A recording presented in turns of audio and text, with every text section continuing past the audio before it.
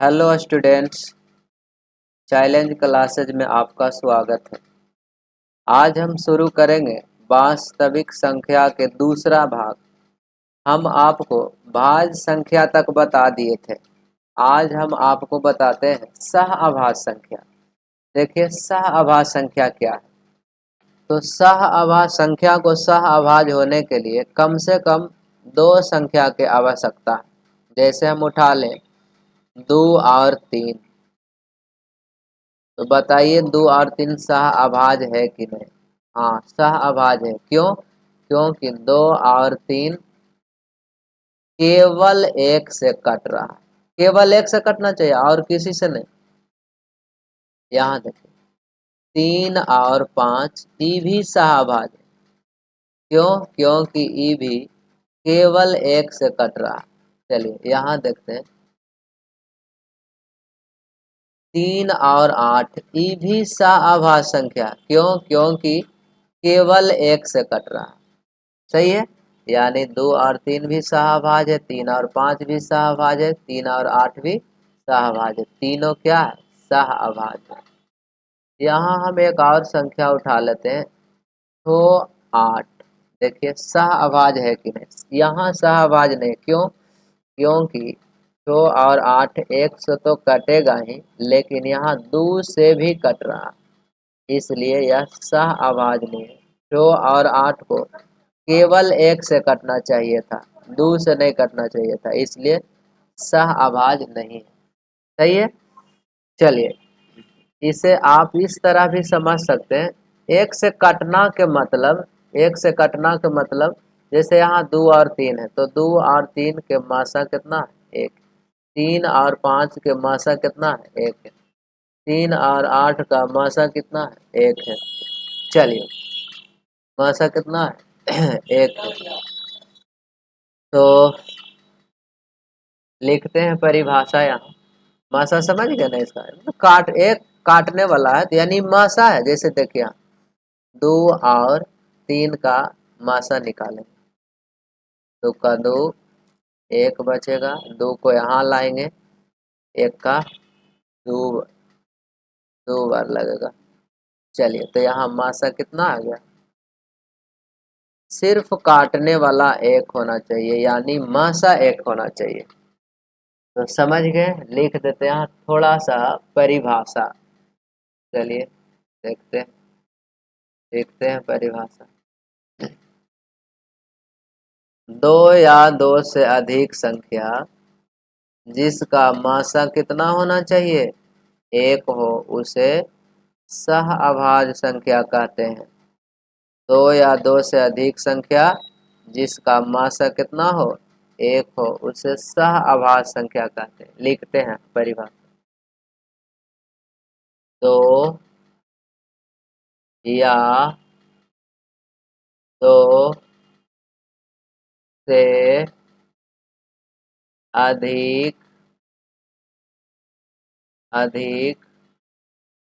संख्या, 2 या 2 से अधिक संख्या जिसका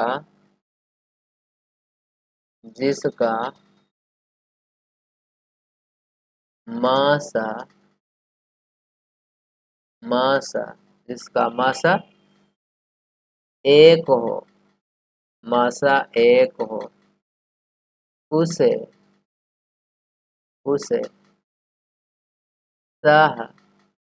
सहअभाज्य संख्या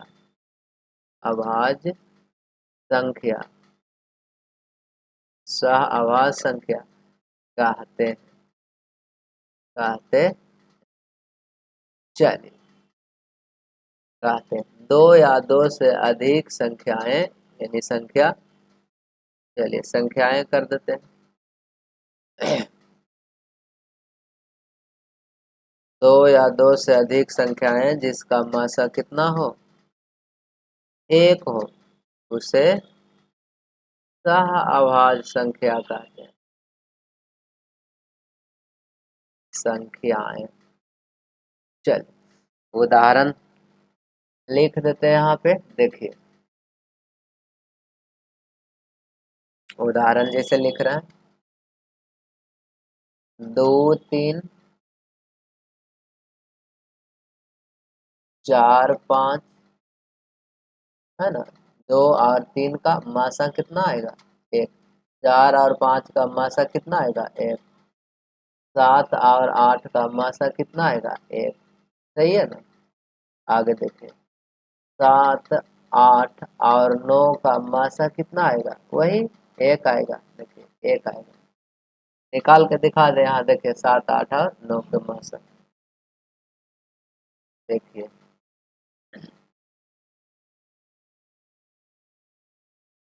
देखिए, सात आठ और नौ का मासा निकाल रहे हैं। देखिए यहाँ मासा, एक गुने सात लिख सकते हैं, गुणनखंड विधि से मासा निकाल रहे हैं। यहाँ एक गुने दो लिख सकते हैं। यहाँ लिख सकते हैं एक गुने दो गुने, सॉरी, एक गुने तीन, एक गुने तीन गुने तीन। यहाँ देखिए मिल रहा है, तीनों में कितना मिल रहा है? एक मिल रहा है, तो यही है आपका मासा, यानी HCF कितना आया? एक। तो यहाँ भी सात आठ और नौ सह आभास संख्या। चलिए समझ गए मासा निकालने के लिए। देखिए मिटा देते हैं थोड़ा सा इसे, अगला देखते हैं। संपूर्ण संख्या, तो संपूर्ण संख्या किसे कहते हैं? देखिए परफेक्ट नंबर। परफेक्ट नंबर देखिए परफेक्ट नंबर को समझा देते हैं थोड़ा सा। वैसी संख्या जिसके अपवर्तकों का योग संख्या से दुगना हो, तो उस संख्या को संपूर्ण संख्या कहते हैं। जैसे यहाँ देखिए थोड़ा एग्जाम्पल समझाते हैं। यहाँ देखिए छह कौनो संख्या है, एकर अपवर्तक, अपवर्तक के मतलब छो के कांटे वाला के है। एक है, दो है, तीन है, चार है। सही है, सॉरी चार नहीं होगा, संख्या खुद होगा छः। एक से कटेगा, दो से कटेगा, तीन से कटेगा, खुद अपने आप यानी छः से कटेगा। देखिए अब ये अपवर्तक को हम जोड़ रहे हैं, तो अपवर्तक को जोड़ेंगे तो आएगा 12। देखिए वैसी संख्या जिसके अपवर्तकों का योग संख्या के दुगना हो। देखिए यहाँ दुगना है ना, छो के दुगना, इसलिए छो के हम संपूर्ण संख्या कहेंगे। एगो आओ एग्जाम्पल समझते हैं। जैसे यहाँ देखिए 28 है, तो 28 का अपवर्तक कौन होगा? एक होगा, दो होगा, चार होगा, सात होगा, 14 होगा और खुद 28 होगा। देखिए सभी अपवर्तक है। एक यानी एक से भी कटेगा 28, दो से भी कटेगा, चार से भी कटेगा, सात से भी, 14 सभी से कटेगा। अब सभी अपवर्तक को हम जोड़ के देखते हैं। देखिए जोड़ के देखते हैं, तो जोड़ेंगे ना, तो यहाँ देखिए जोड़ेंगे तो तीन चार तीन सात, सात सात 14, 14 14 28, 28 28 56 आएगा। यहाँ देखिए 56 आया। तो देखिए वैसी संख्या जिसके अपवर्तकों का योग संख्या के दुगना हो, संख्या के दुगना, है ना, तो वह संख्या संपूर्ण संख्या कहलाती है। उम्मीद करते हैं समझ गए होंगे। यानी यहाँ 6 और 28 संपूर्ण संख्या है। तो लिख देते हैं यहाँ परिभाषा। चलिए देखिए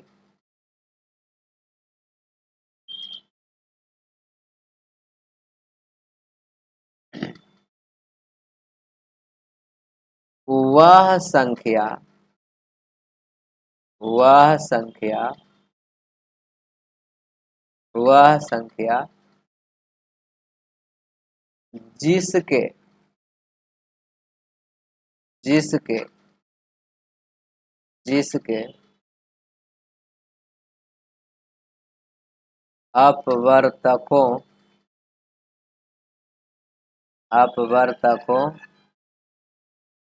का योग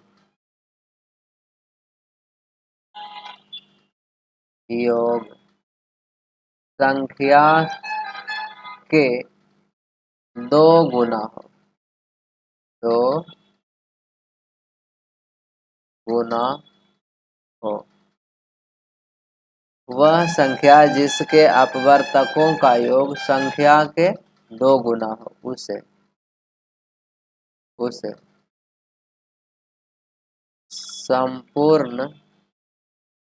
संपूर्ण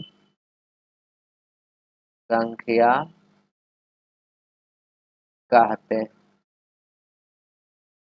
हैं। चलिए समझ गए। यानी यहाँ उदाहरण में एग्जाम्पल लिखते हैं। उदाहरण में 6 और 28 जो है संपूर्ण संख्या, क्योंकि 6 के अपवर्तकों का योग 6 के दुगना है, 28 के अपवर्तकों का योग 28 के दुगना। चलिए तो संपूर्ण संख्या समझ गए होंगे। अगला आते हैं परिमेय संख्या। तो देखते हैं परिमेय संख्या क्या है। परिमेय संख्या क्या, तो परिमेय संख्या पहले थोड़ा सा समझ लेते हैं। परिमेय संख्या को जानने से पहले हम आपको पूर्णांक संख्या के बारे में बात करते हैं। देखिए 0, 1, 2, 3, 4, 5, 6 डॉट डॉट अनंत तक चलेगा। -1, -2, -3, -4, -5 ये भी डॉट डॉट अनंत तक चलेगा। यही है पूर्णांक संख्या।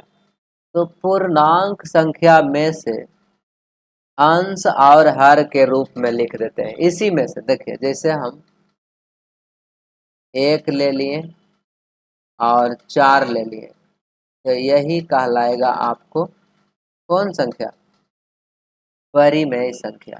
यानी पूर्णांक संख्या में से अंश और हर के रूप में लिख देंगे तो वही बन जाएगा आपको कौन संख्या, परिमेय संख्या। जैसे हम आपको लिखते हैं 3/10, कोई दिक्कत नहीं। परिमेय संख्या 7/8, परिमेय संख्या कुछ भी लिख सकते हैं, कोई दिक्कत नहीं। -3/5, परिमेय संख्या, कोई दिक्कत नहीं।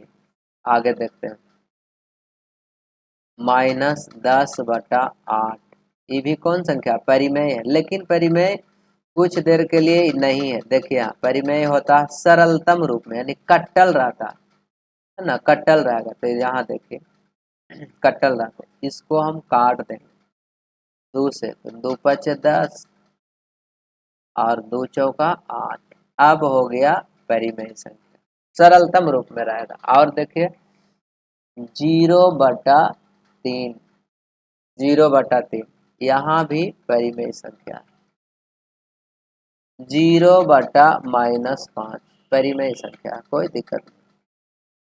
चलिए समझ गए।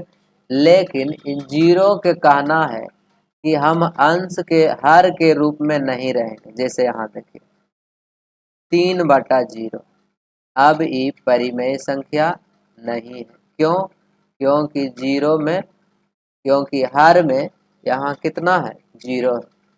2/0 ये भी परिमेय संख्या नहीं है। क्यों, क्योंकि हर में यहाँ कितना आ गया, 0।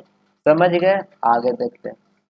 जैसे हम लिख देते हैं 3, तो बताइए 3 परिमेय संख्या है कि नहीं, बिल्कुल है। क्योंकि कुछ नहीं तो बटा में 1 रहता। हम लिख दिए -5, परिमेय संख्या है, तो बिल्कुल है। कुछ नहीं तो बटा में कितना है, 1। तो याद रहे कि नीचे हर में 0 नहीं होना चाहिए, हर में 0 नहीं होना चाहिए। सही है, हर में 0 नहीं रहना चाहिए। तो परिमेय संख्या समझ गए आप। चलिए समझ गए तो थोड़ा सा मिटा देते हैं, समझ गए हैं, कोई दिक्कत नहीं है। और उसके बाद परिभाषा लिख देते हैं। देखिए चलिए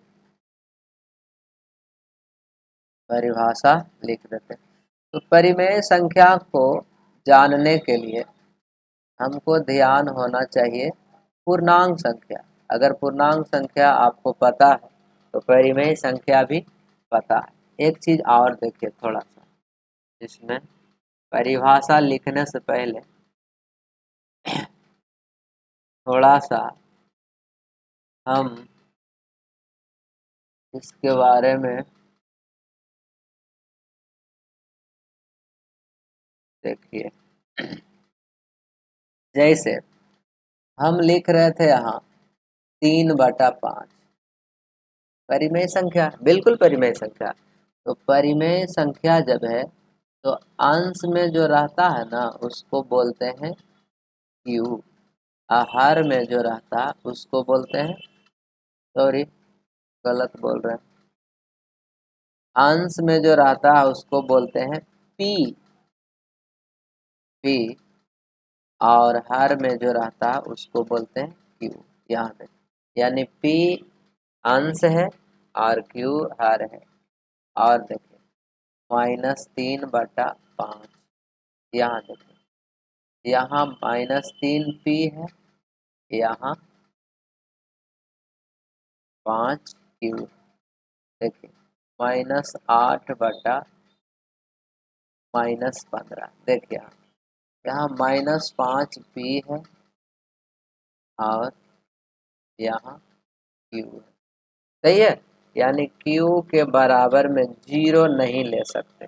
जैसे यहाँ देखिए 2/3 जो है, 2/0 जो है, यहाँ q बराबर कितना, q बराबर 0 है ना, q बराबर 0 नहीं होना चाहिए। चलिए अब आपको परिभाषा लिख दे रहे हैं, देखिए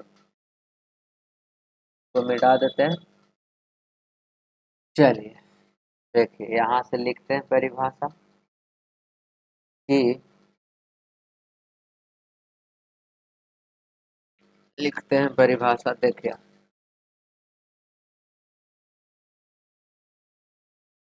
वैसी संख्या, वैसी संख्या, वैसी संख्या, वैसी संख्या जो p/q के सरलतम रूप में हो, सरलतम रूप में हो। सरलतम रूप का मतलब है कट्टल रहना चाहिए, कट्टल। जैसे यहाँ देखिए 4/10 है तो यहाँ काट देंगे 2 से, 2 दूनी 4, 2 पचे 10, ये हो गया सरलतम रूप यानी कट्टल रहना। तो वैसी संख्या जो p/q के सरलतम रूप में हो उसे, उसे परिमेय, परिमेय संख्या, संख्या कहते हैं, कहते। चलिए जहाँ q जो है 0 के बराबर नहीं होना चाहिए, सही है, जहाँ q बराबर 0 नहीं होना चाहिए, यानी q बराबर नॉट 0, कोई दिक्कत। और p और q क्या है, p और q, तो p जो है यहाँ 3 है और q जो है यहाँ कितना है, 5 है। जैसे यहाँ देखिए p जो है 3 है तो 3 है, यहाँ है पूर्णांक संख्या है। 5 जो है 5, ये देखिए ये भी पूर्णांक संख्या ही है, तो बोल सकते हैं कि p और q क्या है, पूर्णांक है। यहाँ लिख देते हैं तथा p और q यानी p, q कौन चीज है, पूर्णांक, पूर्णांक है, पूर्णांक, p और q पूर्णांक है। समझ गए। चलिए इसको मिटा देते हैं, अगला देखते हैं। देखिए अगला है अपरिमेय संख्या। तो अपरिमेय संख्या किसे कहते हैं? अपरिमेय संख्या किसे कहते हैं? देखिए तो जो परिमेय नहीं हो उसे अपरिमेय कहते हैं। लिख देते हैं यहाँ थोड़ा सा, जैसे यहाँ देखिए √3 हम लिखे, तो बताइए √3 जो है ये पूर्णांक संख्या में से आएगा? पूर्णांक संख्या है ना, पूर्णांक संख्या है। तो पूर्णांक संख्या में से √3 आएगा? नहीं आएगा, इसलिए √3 क्या है? अपरिमेय। सही है, रूट में रहेगा। अपरिमेय संख्या रूट के अंदर रहता है। जैसे यहाँ हम लिखें √2 अपरिमेय, अगर हम लिखें √5 तो अपरिमेय है ना। और रूट से बाहर निकलेगा तो परिमेय हो जाएगा। जैसे यहाँ देखिए 4 है तो √4, तो √4 को हम लिख सकते हैं, √4 को हम लिख सकते हैं। देखिए √4 को हम लिख सकते हैं रूट अंदर में 2 × 2 लिख सकते हैं ना। तो रूट के अंदर समान संख्या रहता है ना। समान संख्या का मतलब जोड़ा रहता है 2 को, तो एगो निकल जाता है बाहर, यही हो गया। तो बताइए रूट के अंदर 4 था, निकल गया बाहर तो आ गया 2, तो 2 है तो परिमेय संख्या ना है, क्योंकि कुछ नहीं तो बटा में कितना 1। समझ गए। और देखिए यहाँ √9, देखिए तो √9 परिमेय संख्या है? नहीं है परिमेय संख्या। क्यों? क्योंकि √9 को हम लिख सकते हैं रूट के अंदर 3 × 3। तो बताइए रूट के अंदर समान संख्या गुना में रहेगा तो वो एगो बाहर निकल जाएगा, जैसे 3। अब बताइए ये रूट से बाहर निकल गया। अब 3 जो है यहाँ 3 अपरिमेय संख्या नहीं है, परिमेय संख्या है ना, परिमेय संख्या है यहाँ। तो 3/1, 3 आ जाएगा पूर्णांक संख्या में से, इसमें से, और 1 भी आ जाएगा इसी में से। तो आशा करते हैं कि परिमेय संख्या भी आप बहुत अच्छे तरह से समझ गए। चलिए तो परिमेय संख्या इसका थोड़ा सा लिख देते हैं परिभाषा। चलिए लिख देते हैं।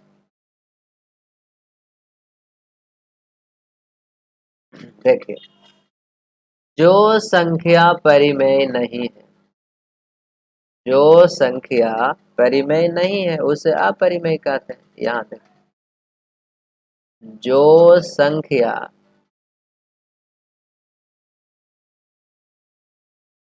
परिमेय, जो संख्या परिमेय नहीं है, सिंपल परिभाषा, जो संख्या परिमेय नहीं है,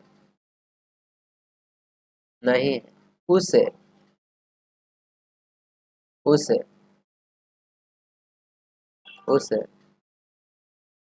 जो संख्या परिमेय नहीं है उसे अपरिमेय कहते हैं। अपरिमेय कहते कहते हैं। चलिए जो संख्या परिमेय नहीं है उसे क्या कहेंगे? अपरिमेय कहेंगे। देखिए उदाहरण, एग्जाम्पल, एग्जाम्पल देखिए √3, बाहर तो नहीं है निकलेगा ये, है ना। √2, √5, √7, है ना। सॉरी 7 होना चाहिए, 9 दे दिए तो परिमेय हो जाएगा। √7, √8, 8 भी लिख सकते हैं। चलिए है ना, 8 भी लिख सकते हैं। तो यही सब है अपरिमेय संख्या। जो रूट से बाहर नहीं निकलेगा उसे क्या कहेंगे? अपरिमेय संख्या। तो उम्मीद करते हैं अपरिमेय संख्या भी आपको बहुत अच्छा तरह से समझ में आ गया होगा। चलिए तो अगला देखते हैं, अगला देखते हैं। वास्तविक संख्या क्या है ना। तो वास्तविक संख्या हम आपको बता देते हैं, सिंपल देखिए,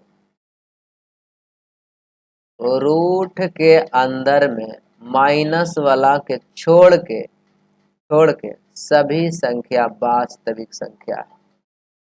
सभी संख्या क्या है, वास्तविक संख्या है। रूट के अंदर में माइनस वाला छोड़ के सभी संख्या वास्तविक संख्या है। रूट के अंदर माइनस वाला के छोड़ देना, सही है, कोई दिक्कत। यानी रूट के अंदर में माइनस वाला के छोड़ देंगे तो वो संख्या या तो परिमेय होगा या अपरिमेय होगा। जैसे यहाँ देखिए माइनस वाला छोड़ दिए रूट के अंदर तो यह परिमेय है। यहाँ देखिए 3 उठा लिए तो ये परिमेय है, कुछ नहीं तो बटा में 1 है, परिमेय है ना। तो रूट के अंदर में माइनस छोड़ देंगे तो परिमेय होगा या तो अपरिमेय होगा, सही है। चलिए तो यहाँ लिखते हैं परिभाषा कि परिमेय और अपरिमेय संख्या के संग्रह को वास्तविक संख्या कहते हैं। परिमेय और अपरिमेय संख्या के संग्रह को वास्तविक संख्या कहते हैं। देखिए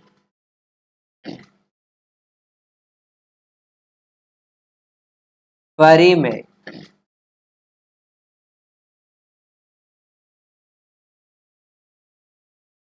परिमेय परिमेय और अपरिमेय अपरिमेय संख्या के संग्रह को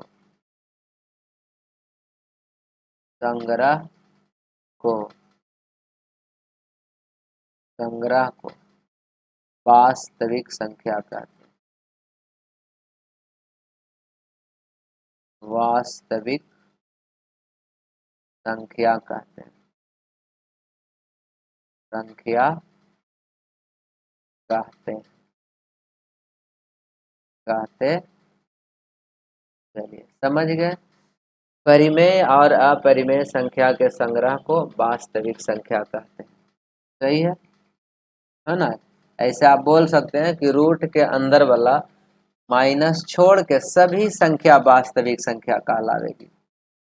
चलिए उदाहरण से समझते हैं। देखिए उदाहरण, रूट 3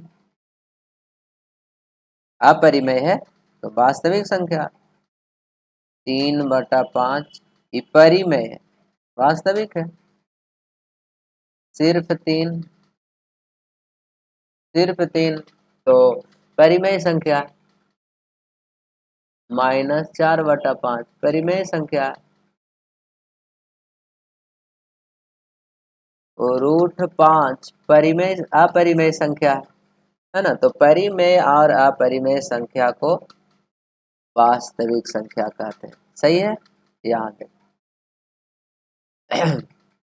वास्तविक संख्या है, वास्तविक संख्या है, वास्तविक संख्या है, वास्तविक संख्या है, वास्तविक संख्या, ये भी वास्तविक संख्या है, ये भी वास्तविक संख्या है, सही है। जो रूट के अंदर में माइनस रहेगा उसको छोड़ देंगे और आज छोड़ देंगे, है ना, इसको नहीं लेना, ये वास्तविक संख्या नहीं है। रूट के अंदर वाला वास्तविक, रूट के अंदर माइनस वाला वास्तविक संख्या नहीं है, सही है। बाकी सब वास्तविक संख्या होगा। अगर हम 0 ले लें ये भी वास्तविक होगा, कुछ भी ले लेंगे, रूट के अंदर माइनस नहीं लेंगे। तो उम्मीद करते हैं वास्तविक संख्या भी आप समझ गए, है ना। तो बस ध्यान यही रखना है कि रूट के अंदर में माइनस नहीं लेना है, बाकी कुछ भी ले सकते हैं आप। चलिए अगला हम बात करते हैं काल्पनिक संख्याएं, इमेजिनरी नंबर। यह देखिए तो रूट के अंदर माइनस वाला ही तो इमेजिनरी कहलाता है। जैसे हम रूट के अंदर -3 है, रूट के अंदर -4 है, रूट के अंदर -10 है ना। तो रूट के अंदर में माइनस रहेगा, उसी को बोलेंगे काल्पनिक। तो लिख देते हैं लिख देते हैं परिभाषा, थोड़ा सा देख लीजिए, परिभाषा लिख देते हैं। वैसी संख्या, वैसी संख्या जो रूट के अंदर माइनस में हो, वैसी संख्या जो रूट के अंदर, रूट के अंदर, अंदर माइनस में हो, यानी ऋणात्मक हो, माइनस में हो को मतलब ऋणात्मक, ऋणात्मक हो।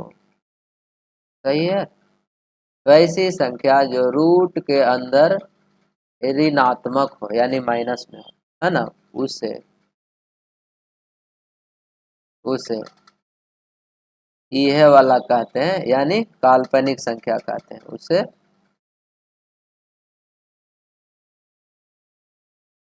काल्पनिक, काल्पनिक संख्या